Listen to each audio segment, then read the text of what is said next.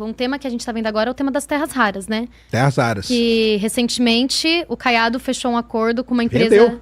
Vendeu, basicamente. Vendeu todas as terras raras. Não, vendeu todas, não. Calma mas aí. é porque... Não é mas assim. é um acordo de 15 anos, né, da Serra Verde. Ele vendeu a empresa Serra Verde, que é a maior mineradora de terras raras do Brasil, por 2,8 bilhões de dólares. Por 15 anos, né, que só pode fazer contrato com os Estados Unidos e aliados. Isso é um grande problema. Eu queria até saber, porque qual é a visão dos comunistas com relação às terras? Porque o Brasil, a gente já falou isso aqui várias vezes, né, Júnior? O Brasil tem a chance de ouro na mão. Segunda maior reserva de terras raras do mundo é do Brasil. Segunda maior. Só perde para a China. Só perde para a China. Então você deixa a China fora, porque a China é um outro planeta, o Brasil é a maior do mundo. Entendeu? Sendo que a terceira é muito menor que a do Brasil, que é da Índia. Entendeu? Então, qual que é a visão dos comunistas, ou não sei qual que é o seu lado aí nessa parada? Comunista, né? Então, qual que é a visão dos comunistas? Mas aí quais seriam os partidos que estaria alinhada mais assim? PCBR, PCdoB, são esses, não? Eu faço parte da oposição de esquerda ao governo Lula. E aí eu faço parte de um partido, de um grupo que chama MRT. E a gente faz parte da oposição de esquerda ao governo Lula. Ah, mas o partido político mais perto de vocês seria qual? É o MRT mesmo. E aí, é um partido. É. Desculpa. Então tá, beleza. Então, mas qual que é a visão de vocês com relação às terras raras? Porque o Brasil tem uma chance muito grande. Exato. E o lance até, Júnior, cara, de você me chamar aqui pra conversar com os presidenciáveis, é isso, cara. A única pergunta que eu faço a única pergunta que eu vou fazer pra qualquer político hoje, cara, é: qual é o seu plano para as terras raras? Primeira pergunta é: você sabe o que é terras raras? Essa é a minha primeira pergunta. Porque eu duvido que tenha político que saiba. Duvido. Eu desafio aqui, ó, no Redcast, qualquer político a sentar aqui, aqui comigo para falar o que são terras raras. Porque eles não sabem. Mas é uma coisa que o Brasil tem uma chance muito grande. Nós estamos num ano muito importante. E eu, de novo, não tenho esperança nenhuma que isso será pautado em nenhuma discussão. Porém, já que você está aqui, vou perguntar para você. O que você acha aí? Qual que é a visão que os comunistas têm da terras raras no Brasil? Como que você acha? Tem um plano? Existe alguma ideia? Como que é? Então, acho que assim, hoje o que a gente tem é um entreguismo total, né? Que é pegar a Serra Verde, que é a principal e única mineradora, se eu não me engano, daquela região. Sim, e colocar de Goiás e colocar nas mãos dos Estados Unidos com esse acordo aí, né? Que durante 15 anos tem que ir tudo para os Estados Unidos e para países aliados. Muita coisa, cara. Então, só pra gente pôr um parênteses aqui, né? Estão falando que isso é inconstitucional. Sim, e estão tentando brigar no Congresso para barrar essa venda aí. Tá, saiu ontem até essa notícia. Mas, por exemplo, você seria a favor se tivesse um bilionário, um Elon Musk brasileiro, com o capital e o conhecimento, por exemplo, que não é só o capital, né? O dinheiro é uma parte.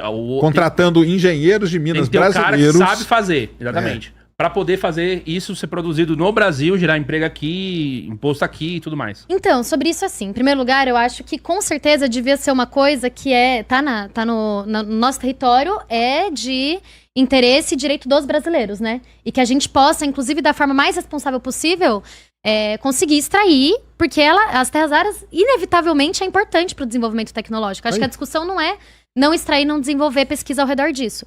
Esse ponto que o Junior colocou, qual é a questão dos bilionários? É que a extração, se for encabeçada por uma empresa de bilionários, seja brasileiro, seja estadunidense, vai estar a serviço de enriquecer esse bilionário, e não da gente desenvolver aqui uma linha de pesquisa. Mas e se o cara tiver um plano? Pra extrair. Se ele vem com um plano. Mas é que assim, ele sendo bilionário, esse plano tá a serviço do enriquecimento dele. Ele vai ter o enriquecimento dele, mas ele pode, ó. Vamos supor que o cara chega e fala assim, ele tem um plano. O plano dele é o seguinte, ó. Eu vou extrair as terras raras e eu vou processar, porque o problema nem tá na extração. O problema tá no processamento que a gente não tem. E eu vou processar. Eu vou fazer um investimento gigantesco aqui, porque eu tenho que construir uma refinaria, né, uma planta de processamento, papapá. Eu vou precisar recuperar esse investimento. E você concorda ou não? Ele vai ter que recuperar, de algum jeito, certo? Mas eu vou dedicar aqui, sei lá, 10% de tudo que a gente ganhar, e aí o cara mostra e fala, ó, a estimativa é que ganha tanto, para desenvolvimento de pesquisa, para isso, para desenvolver a cidade, para não sei o quê. Aí como que vocês ficam? Aí vocês concordam? Então, não, porque assim, se a gente pensar mesmo os bilionários de hoje do Brasil, todos eles têm investimento e relações com os Estados Unidos e tá colocando... Sim. Porque qual que é a questão pra mim disso de um bilionário pegar e mesmo que vai desenvolver pesquisa, etc. É que essa extração vai estar a serviço do enriquecimento de uma pessoa. Tipo assim, e quando a gente tá falando do lucro dos bilionários, não importa pra eles o que tá acontecendo, se tá devastando aquele espaço, se não.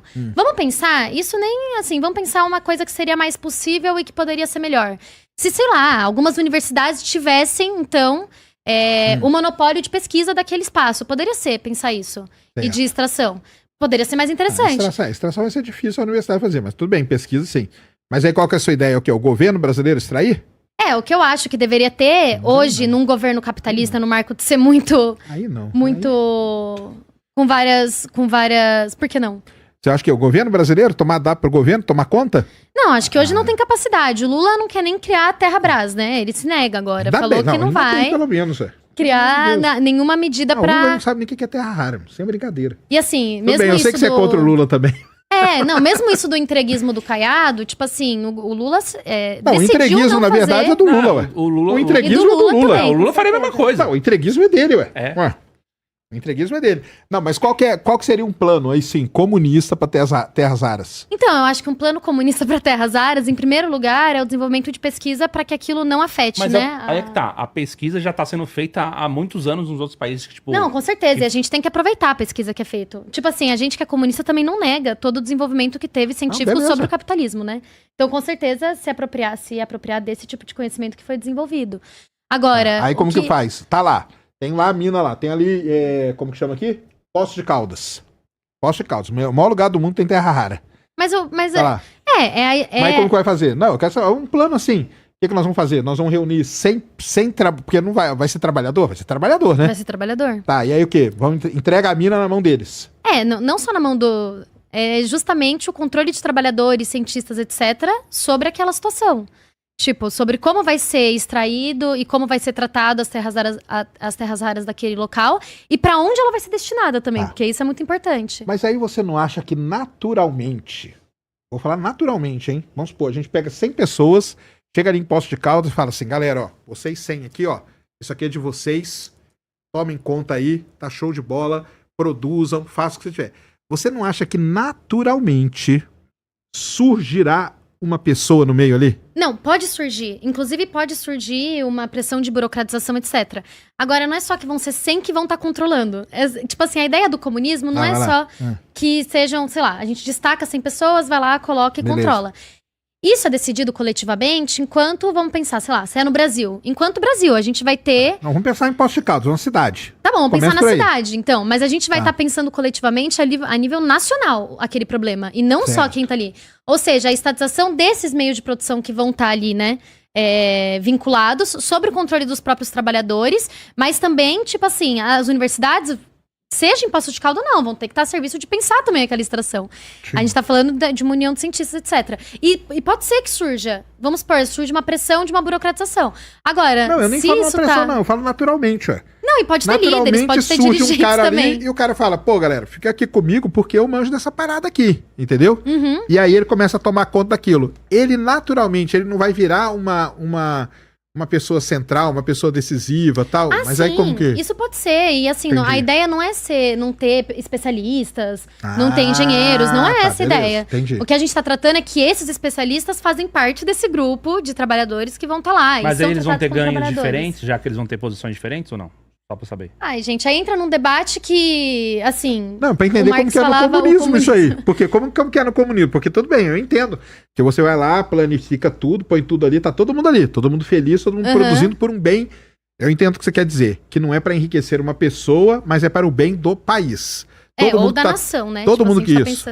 Da humanidade. Todo mundo que tá trabalhando ali, em Poços de Caldas, tá produzindo aquilo ali, para um bem maior, que é o bem do desenvolvimento do Brasil. No caso, assim, eu não estou ali produzindo para o Júnior, que é dono da empresa, ou para o outro que é dono daquela empresa. Eu produzo pensando no Brasil e tal.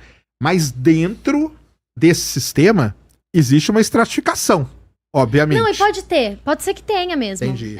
Inclusive, só que assim, a ideia é que isso seja decidido não por um chefe, por um pelo dono próprio de uma empresa, coletivo que pelo vai coletivo. definir. Vai falar, o Júnior é um cara de destaque. Ou Cara, ele vai ser um engenheiro-chefe. Uma democracia representativa dentro da empresa. A ideia que era dos soviets, que é justamente que aqueles eram Aquele grandes grupo... conselhos que decidiam. Porque pode ser que uma pessoa mais especializada, mas pode ser também que alguém corre mais risco. e, sei lá, se decida um adicional de insalubridade. Ou que alguém tá trabalhando à noite, se decida um adicional noturno. Mas isso você entende que uma decisão coletiva? Mas essas coisas não vão levar a gente ao capitalismo? Não, por quê? Por que levar o capitalismo? Não, porque começa com isso aí. Não, deu para 100 pessoas. Pá. Então criou ali o Possietes, os sovietes de Poços de Caldas. Uhum. Eles definem tudo. Não, mas não eles. Não eles, necessariamente. Tipo a cidade. Vamos supor a cidade. Ou a cidade, a ou cidade os conselhos no Brasil, entendeu? Tá. Os conselhos definiram. Aí fala assim, caramba, mas ó, tá legal, tá produzindo, mas pô, a gente precisa de alguém pra entrar lá dentro da mina. Entendeu? Uhum. Então vamos chamar aqueles 2, 3 ali, eles vão ser os caras que vão entrar lá. Pô, mas eles não vão entrar de graça. E nem ganhando o mesmo tanto. Então vamos pôr lá 40% a mais, né? Que hoje paga de insalubridade e de periculosidade. Eu sei porque eu trabalhei embarcado, entendeu? Então dá a grana pros caras porque eles vão entrar lá dentro da mina. Aí você já não começou a dividir a coisa? Aí aquele cara que entrou dentro da mina, ele deve explicação pra um superior dele. Não deve? Dentro do sistema? Não é um sistema hierárquico dessa forma que eu acho que você tá pensando. Ué, mas o cara que entrou lá dentro da mina... Sobre isso, das necessidades de cada um e da diferença salarial. O Marx dizia isso sobre o comunismo, que é cada qual segundo sua necessidade, cada qual de acordo com a sua capacidade. Que é mais ou menos a ideia de que, sim, pode ter diferenças, mas vamos tentar trazer então pra realidade. Vamos pensar essa situação da mina. Tem um conselho que tá pensando a extração de terras raras. Esse conselho não vai ser só 100 pessoas, imagina. Não, tudo a gente tá falando das terras raras. Eu falei 100 só pra um número. Vão ter muita gente envolvida, inclusive os principais 10 cientistas. A 10, por exemplo. Beleza, isso aí. Inclusive os principais cientistas. Isso vai ser votado e decidido numa democracia direta, que o Júnior falou, né? Então, esse conselho vai debater quem vai entrar, quanto ele vai receber. Inclusive, pode debater de tirar ele. E de colocar outra pessoa. Inclusive, não precisa ser a mesma pessoa. Quando a gente estava debatendo na União Soviética, tinha toda uma discussão que, sei lá, uma pessoa pode querer ser engenheira e no dia seguinte ser professor. E vamos testar as coisas. Tipo assim. Não, Então, mas é porque aí você tem esperança demais na humanidade. Eu não tenho esperança, acho não. Acho que essa é a diferença. Porque sabe o que eu acho que vai acontecer? Num caso desse aí, vai começar a ter lobby. Vai nascer um lobby dentro de uma situação dessa. Mas é porque não tem capital privado, né? Não, mas o lobby pro cara... Não, mas a gente concorda que vai ter um cara que vai ganhar mais que os outros. Mas não é... Você entende que não é que ele vai ganhar mais que os outros numa posição fixa, que ele tá lá ganhando mais que os outros. Isso é uma decisão coletiva que se toma. E ele pode, inclusive no dia seguinte, pode não ser mais ele. Entendi. Porque eu entendo o que você tá dizendo, que tem pressões de burocratização. Que é isso, né? Tipo assim, vai criando castas. Vai criando, vai estratificando. Por exemplo, vai estratificando a parada. Pode ter essa pressão, com certeza. O que eu tô dizendo é que quando a gente debate o comunismo e... Eu sou trotskista, inclusive, que eu me apanho a toda a burocratização do stalinismo na União Soviética. Quando a gente debate esse mecanismo de conselhos, de base, de soviets, etc., é justamente um controle tão coletivo... que o interesse de uma pessoa não consegue se sobrepor a de todas as outras. Mas aí a dúvida que eu ainda fiquei é sobre essa questão do dinheiro, do papel do capital. Não, aí a grana vai pro país, aí é tudo pro país. Mas o país tem dinheiro para isso. Mas vamos lá, o país tem o dinheiro para fazer isso? Isso é interessante de debater. Como funciona? Porque assim, se a gente uma coisa, primeiro vai ter que ter o conhecimento. Aí o cara vai ter que correr atrás do conhecimento. O país vai ter que investir em pesquisa. Como que você faz? Porque uma coisa é você extrair. Extrair é fácil. O difícil é você industrializar, processar. Deixar aquilo ali... Esse é o gargalo. Exatamente. Deixar aquilo ali no mesmo nível dos outros aparelhos que são feitos pelas outras empresas e tal, que usam dos componentes feitos pelas terras raras. Aí você faz o processamento do componente. Esse processamento, até sair da extração para ir pro processamento, a gente já perdeu a corrida. Só não, saindo do zero. Sim, entendi. Já perdeu a corrida. Sim. Entendeu? Sim. Então, no momento, não. Ainda dá pra recuperar. Ainda dá. Não dá. Dá sim, cara. Dá porque hoje só Os caras já fazem iPhone e a gente não tá fazendo nem a extração. Falar, cara, no caso de terras raras, só existe um país no mundo que processa, que é a China. E você acha China é monopólio. Você acha que os outros não estão atrás da China? Não, então, mas aí a gente já tinha que estar correndo, né? Não, os outros estão atrás da China. A China tá há quantos anos fazendo isso? Não, a China tá muito... Por isso que tira a China da parada, cara. Tá. Esquece a China. Deixa a China lá, a China é um outro planeta isolado. Não, então beleza. A China é monopólio de processamento. Aí você deixa o governo brasileiro pelo menos quantos anos fazendo a pesquisa, Sérgio? Pouquíssimo, cara. Porque a minha ideia, qual que seria? Eu já falei com a minha ideia, cara. Junta uma galera aqui, boa, manda pra China. E copia o que os caras estão fazendo, cara. Você acha que o chinês vai deixar? Vai, cara. Vai. O chinês vai deixar a gente copiar o que eles fazem. A gente tem o BRICS pra quê? Essa porcaria serve pra quê? Vamos usar essa porcaria agora, cara. Entendeu? Faz um acordo. O Lula não é bom de negociar? Porque também, eu não vou defender o Lula, que eu não gosto dele também não, viu? Odeio o Lula. Igual você. Mas o lance é o seguinte, tem que pôr alguém ali bom de negociação internacional. Chega pra China e fala o seguinte, guarda o que é estratégico seu, eu não quero, cara. O que é estratégico seu, você pode deixar escondido. Mas deixa eu ir aprender o basicão, entendeu? Porque eu preciso montar a primeira usina de processamento de terras raras, eu preciso montar ela no Brasil em 8 meses, entendeu? Então, eu posso ir aí copiar? Sérgio, porque a gente, cara, 8 meses? 8 meses faz, cara. Se tiver dinheiro, meu amigo. Não, Sacani, para com isso, cara. Com dinheiro, com grana faz, cara. Então nos outros, só o Brasil que a China vai ajudar, porque os outros países não conseguem copiar a China. Não, mas vamos lá, ué. Aqui, Vietnã. Eu fiz um vídeo sobre isso até. O Vietnã, que é um país fudido, não é fudido, Vietnã? Passou por guerra, foi quase destruído, papapá, não sei o que, eles têm um plano de curto, médio e longo prazo para terra rasa. Porque o Vietnã tem muita terra rara. Tem lá a casa de uns 3 milhões de toneladas. É muito para ele, porque é um país pequenininho. Eles têm um plano de curto, médio e longo prazo. O que eles vão fazer daqui a 6 meses, 7 meses, do que eles vão fazer dentro de 5 anos, o que eles vão fazer dentro de 10 anos. Por isso que eu falo, cara, o lance é ter um plano. Tem que ter um plano. Por isso que a minha pergunta para qualquer presidenciável, qualquer candidato a qualquer coisa, eu quero saber o plano de curto, médio e longo prazo. Tem que ter isso, cara. Qualquer pessoa hoje que vai discutir política, o político, ele tem que vir com este plano pronto. Eu tô vou falar um negócio, você vai achar pode me xingar, tá? Mas no atual momento da humanidade, entendeu? Eu não tô muito preocupado com o resto não, entendeu? Com segurança e tal. Isso aí os caras vão mentir mesmo, o que eles vão fazer. Eu quero saber um plano para isso, cara, porque isso aqui é o desenvolvimento do Brasil. Mas se por exemplo, se é lá Sim, eu não sou comunista, né? Então, assim, pra mim, cara, pode vir quem vier. Se o cara vier com um plano para o Brasil, mas ele tem que ser pro Brasil. Aí eu até concordo com ela, não pode ser um plano para ele só enriquecer. Porque aí é foda também, né? Aí é foda. Não, mas só vai enriquecer se ele tiver a jazida e estiver vendendo. Mas tudo bem, mas eu acho o seguinte, eu sou um cara mais... Eu sou um cara, assim, eu não sendo comunista... Eu acho que se um empresário, pode ser o dono da JBS que seja, se ele apresentar e falar assim, galera, eu vou investir X bilhões para construir a primeira planta de processamento de terras raras, eu vou começar a produzir, eu vou vender, e dessa venda aqui eu vou tirar tanto, porque eu tenho que repor o que eu gastei aqui, mas esse outro tanto eu vou reinvestir em pesquisa nas universidades, eu vou criar um departamento de engenharia de minas aqui em Poços de Caldas, eu vou criar uma universidade de terras raras aqui, eu vou fazer tal coisa. Tô com ele, meu amigo. Entendeu? Tô com ele. Eu não tenho esse problema. Tudo bem. Aí você vai falar o quê? Mas você acredita no cara? Também não acredito muito, não. Mas, se ele apresentar um negócio desse, tamo junto. Entendeu? O problema, Júnior, que eu acho, é que eu não tenho essa esperança, não. Agora eu vou falar a realidade. Eu acho que os caras não sabem nem o que é terra rara, cara. Isso pra mim é o pior de tudo. Entendeu? O Sacani foi assistir aquelas audiências do Senado. Não, aí foi da outra coisa. Foi da margem equatorial. Então, da margem equatorial. E os caras também não sabiam dizer é triste, se tinha como perfurar ou não perfurar. Isso que é petróleo, que é um negócio já...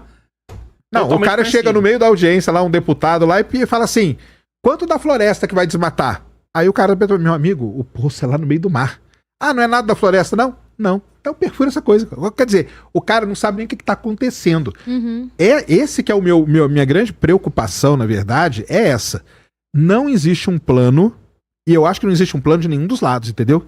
Nem do lado da direita, nem da esquerda, nem dos comunistas, nem de nada, entendeu? O que é triste mais, porque devia ter, entendeu? E aí, não vai na China copiar? Claro que vai, cara. Você faz um acordo com a China, meu amigo. Vamos lá na China copiar o que os caras fizeram. Se eles são o único país que processa terras raras hoje, aonde que a gente tem que ir para aprender? Na China. Vou nos Estados Unidos fazer o quê? Estados Unidos nem terra rara tem, entendeu?